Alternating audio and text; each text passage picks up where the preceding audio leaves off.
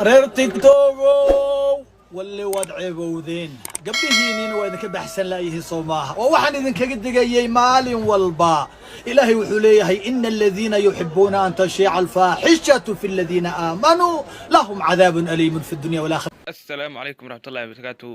kusoo dhawaada saaxiibayaal Fanduux Media.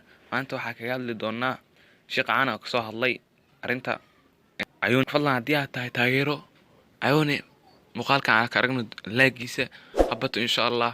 وهدي هتاي تاير عيوني وهدي عشان كده الصوماليات شرفتودا إن شاء الله وحاك هاللي دونا مانتا إن شيق عنا وكهاللي تيك توك سيلو فدي حي ود الصوماليات يا عيوني إن شاء الله داو شو عمر كان رير تيك توك واللي واد عيبودين gabdhihiinniina waa idinka baxsan laayihiin soo maaha oo waxaan idinkaga digayay maalin walba ilaahay wuxuu leeyahay ina aladiina yuxibuuna an tashiica alfaaxishatu fi aladiina aamanuu lahum cadaabun aliimun fi dunya walaakhira. kuwa jecel inay xumi ku dhex fidiyaan dadka dhexdooda, kuwa walaalahood ceebaynaya, gabdhaha sharafkooda ku dhacaya, ku been abuuranaya, jirkoodii gabdhihii asturna ilaahay asturay cafiifaadka ahaa, jirkoodii qaawan bannaanka soo dhigaya, isku rakibaya. kuwa iyaga ay aanan xishoonaynin ilaahay ka furtay shayaatiinul insi wal jinniga ilaahay wuxuu leeyahay adduunkana waanu ku cadaabaynaa aakhirana oo cadaabkii weynaa baanu gelinaynaa. war meesha lagaaga imaanaya ma garanaysaa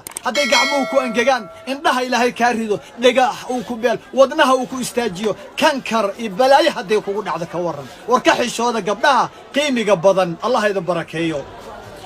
reer tiktokow walli waad ceebowdeen gabdhihiinniina waa idinka baxsan laayihiin soo maaha oo waxaan idinkaga digayay maalin walba ilaahay wuxuu leeyahay ina aladiina yuxibuuna an tashiica alfaaxishatu fi aladiina aamanuu lahum cadaabun aliimun fi dunya walaakhira. kuwa jecel inay xumi ku dhex fidiyaan dadka dhexdooda, kuwa walaalahood ceebaynaya, gabdhaha sharafkooda ku dhacaya, ku been abuuranaya, jirkoodii gabdhihii asturna ilaahay asturay cafiifaadka ahaa, jirkoodii qaawan bannaanka soo dhigaya, isku rakibaya. kuwa iyaga ay aanan xishoonaynin ilaahay ka furtay shayaatiinul insi wal jinniga ilaahay wuxuu leeyahay adduunkana waanu ku cadaabaynaa aakhirana oo cadaabkii weynaa baanu gelinaynaa. war meesha lagaaga imaanaya ma garanaysaa hadday gacmuhu ku angegaan, indhaha ilaahay kaa rido, dhagax uu ku beel, wadnaha uu ku istaajiyo, kankar iyo balaayo hadday kugu dhacdo ka waran. war ka xishooda gabdhaha qiimiga badan. allah idin barakeeyo.